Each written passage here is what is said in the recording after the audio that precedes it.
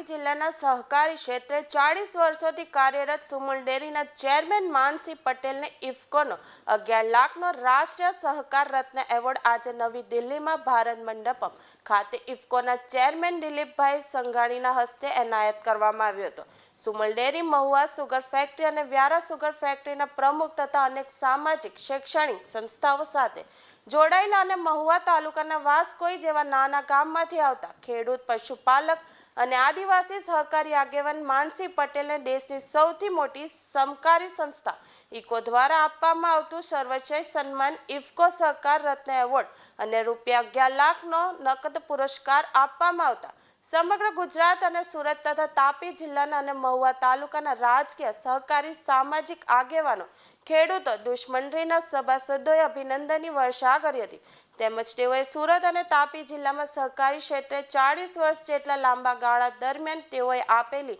અમૂલ્ય સેવાનું ઋણ ચૂકવવા સહકારી સુરત અને તાપી જિલ્લાના આગેવાની, દૂધ મંડળીના હોદ્દેદારો, સુગર ફેક્ટરીના સભાસદો અને અન્ય સહકારી મંડળીના હોદ્દેદારો દ્વારા તેઓના સન્માન સમારંભની તૈયારીઓ કરવામાં આવી રહી છે।